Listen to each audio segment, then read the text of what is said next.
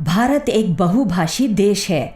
यहाँ कई तरह की भाषाएं और बोलियां बोली जाती हैं, पर हिंदी एक वह भाषा है जो सभी को एक सूत्र में बांधती है।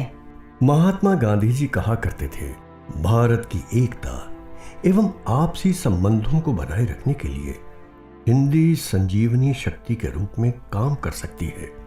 भारत के महान संतों और विचारकों राजा राम मोहन राय, महर्षि दयानंद सरस्वती, लाला लाजपत राय, रविंद्रनाथ टैगोर, विनोबा भावे, बाल गंगाधर तिलक, सुब्रमण्य भारती, राहुल सांकृत्यायन, राजर्षि पुरुषोत्तम दास टंडन, पंडित मदन मोहन मालवीय आदि ने देश की सांस्कृतिक एकता की कड़ी के रूप में हिंदी के महत्व और दायित्व को रेखांकित किया और हिंदी को अपनाने की प्रेरणा दी।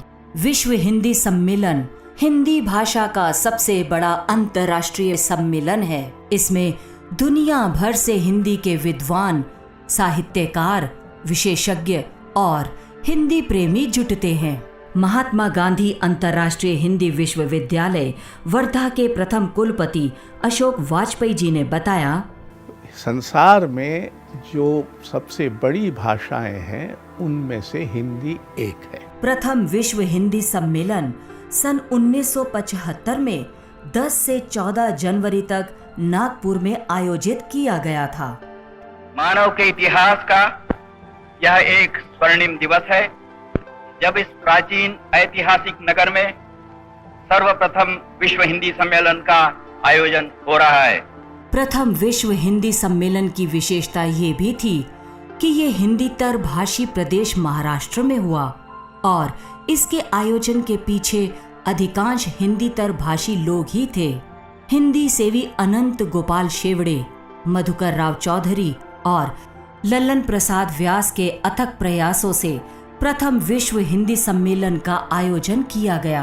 पहले सम्मेलन के बारे में डॉक्टर आशीष कंदवे ने कुछ इस प्रकार अपने विचार व्यक्त किए। हम उत्सव धर्मी लोग हैं। वसुधैव कुटुंबकम भी एक तरह से उत्सव धर्मिता की संक्षिप्त परिभाषा है।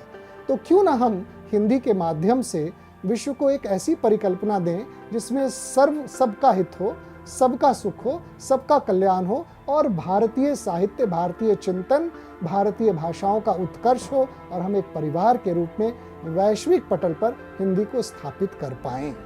मधुकर राव चौधरी जी का कहना था कि हिंदी भाषा के माध्यम से ही भारत को एकता के सूत्र में बांधना संभव होगा। प्रख्यात विद्वान डॉक्टर कर्ण सिंह ने विश्व हिंदी सम्मेलन की राष्ट्रीय समिति की ओर से अतिथियों का आभार प्रकट करते हुए कहा था, हिंदी जो भारत में जन्मी, पली और पनपी मात्र भारतीय भाषा नहीं, अंतर्राष्ट्रीय भाषा भी है। इस तथ्य की पुष्टि आज यहाँ हो रही है। हिंदी दुनिया की सबसे प्रमुख भाषाओं में से एक है। भारत और विश्व के दूसरे देशों में इसे बोलने और समझने वालों की संख्या बहुत बड़ी है।